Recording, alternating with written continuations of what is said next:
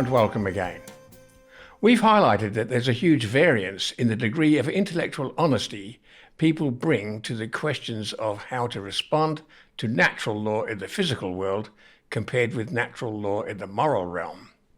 It's easy to see that if we simply ignore natural laws of physics or chemistry, the consequences can be disastrous. Those consequences often appear immediately, but not always. Taking cyanide, for example, results in almost instantaneous death. There's virtually no safe dose.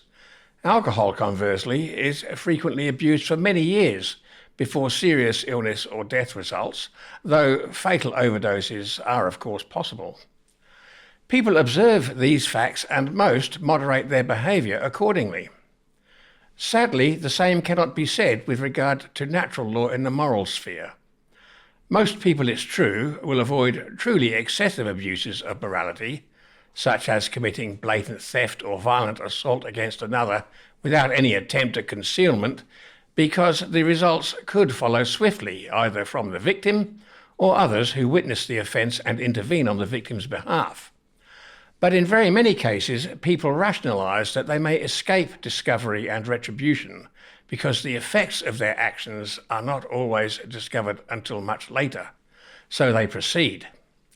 Another factor is that many actions which are classified as immoral, by which is meant harmful in some quantifiable way to another, are not regarded by either the population at large nor the existing legislation as crimes.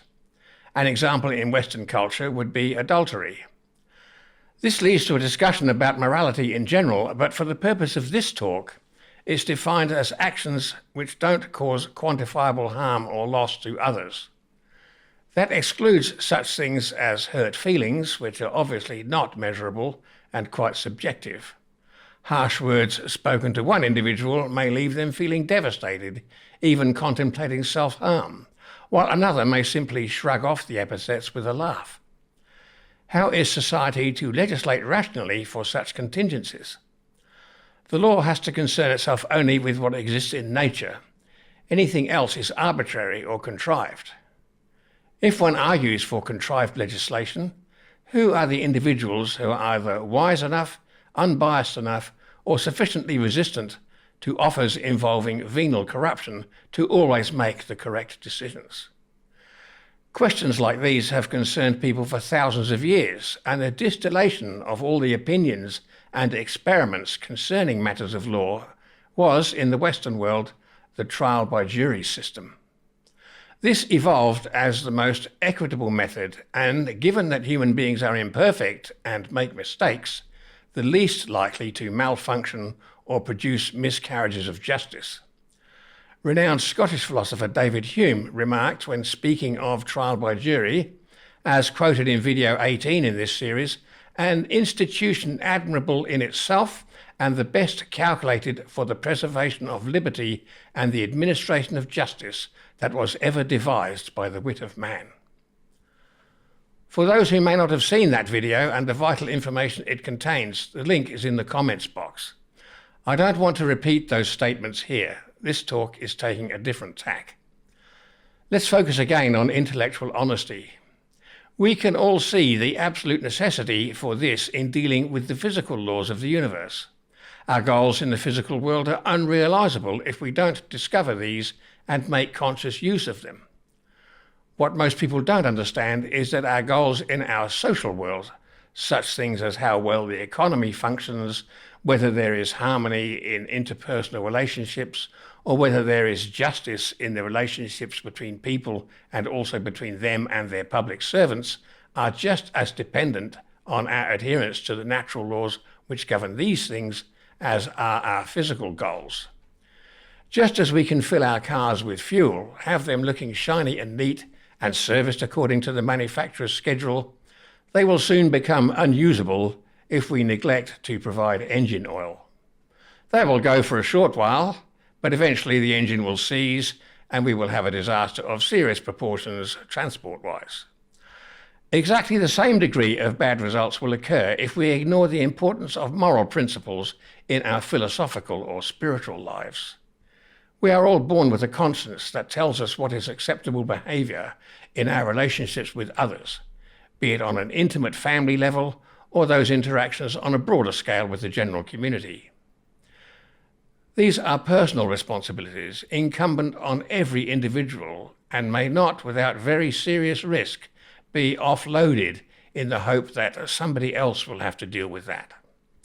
I'm referring to such things as appealing to the government to solve every little social problem that could be dealt with on a personal level.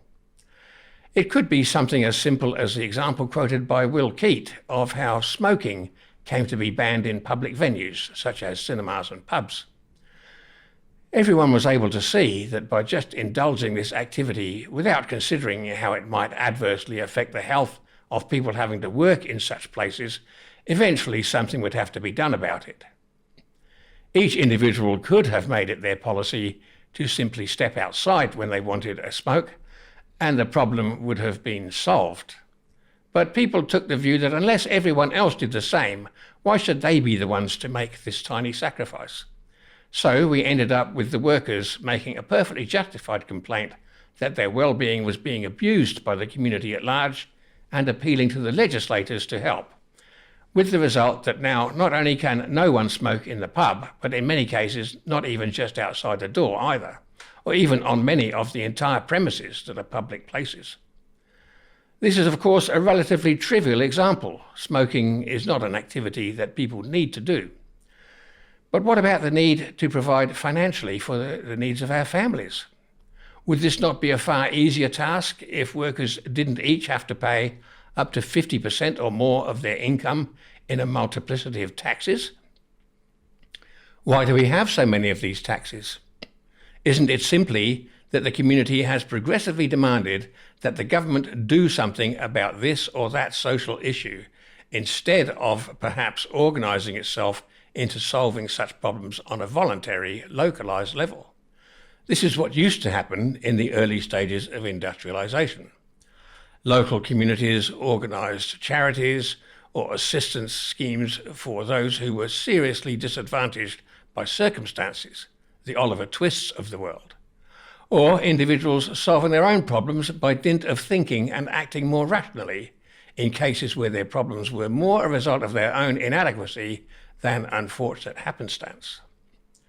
The sad fact is that too many people don't want to confront these issues and instead attempt to offload them onto professional politicians in the hope that the individual cost to themselves will be somehow less than the cost to those better off than themselves.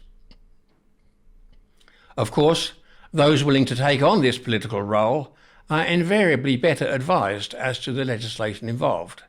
So the upshot is that the very wealthy pay hardly any tax relative to their incomes, while the battlers pay the vast bulk of the costs.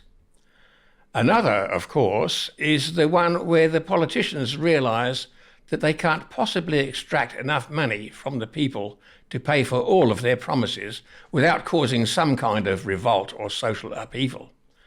So they simply authorise the banks and other financial institutions to enlarge the supply of currency by fractional reserve banking and thus inflict an invisible tax burden by means of inflation, whereby everyone's money becomes progressively less valuable, leading eventually to the population clamouring for ever more political intervention in the economy. It's music to the demagogues' ears, make no mistake. Naturally, not everyone's money devalues at the same rate. The fraudulent currency introduced by the banking system gets to be spent first by the government and their chosen allies or favourites, meaning that they buy before the extra money bids up the prices of everything. Those on fixed or small incomes get the money after it's already been circulated for a while, so they pay a larger proportion of the newly inflated prices. There are very few of the general population that understand this mechanism, although the number is now starting to grow. Deeper investigation reveals that it is in fact the banksters who instruct those posing as government exactly how to implement this crime. Yet there are very few voices raised against this obvious criminal fraud. It's a safe bet that those working the counters at the banks don't understand it, or where what we call money comes from. This is a much more serious problem than not being able to smoke in pubs, etc. Yet where are the voices clamouring for a stop to be put to this coercive extortion of money and this systematic robbing of the value of people's income and savings? There's nothing, only the unholy rush to vote into unlawful power the next criminal coterie, the one that each individual thinks is going to benefit them personally at the next election. How can any rational person seriously think that such a system, operating basically on the principle of the law of the jungle, can possibly result in anything other than ultimate collapse and disaster? Starvation for many thousands or even millions is only one of the likely outcomes. The point to remember is that animals in the jungle or the wild are living according to their natures. When humans attempt to live according to the law of the jungle, we are not. We have consciousness and conscience, and it's imperative that we use both. If anyone listening to this thinks that appealing to the good nature of those impersonating a legitimate government, whether it be MPs or local government councillors, is going to change things for the better, they are deceiving themselves. They are not being intellectually honest by trying to learn the law and calculate the steps needed to overthrow this corruption. Criminals are not going to improve the world for us. We each have to improve ourselves, and that begins by facing facts and taking action. The single most powerful weapon in dealing with this system of unlawful corporate slavery is the trial by jury system. With that in place, it wouldn't matter what legislation any parliament passed, a jury could simply refuse to convict someone of a victimless crime.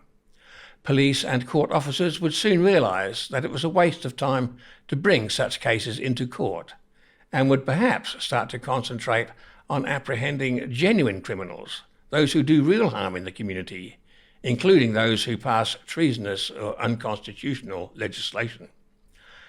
It's the moral obligation of all who wish to live under a just system to campaign for trial by jury to be restored to the polity of our nation and Commonwealth, and to develop an attitude of eagerness to do one's part if called to serve on a jury. Continuing to pass this responsibility to others who only do it for pay, such as magistrates and judges, is clearly not only nonsensical, but a serious dereliction of community duty. It's not the responsibility of trained and paid hacks to uphold the law. They are the very last people to whom this task should be entrusted. It's the responsibility of you and I. There's no escaping the fact. We either do it or perish in slavery, leaving our children a totalitarian world for their heritage. Naturally, there is confusion and doubt in the minds of many as to how to go about changing this lackluster attitude of the multitudes to this concept. So next time, we'll address a number of the questions that people have. Thank you for watching.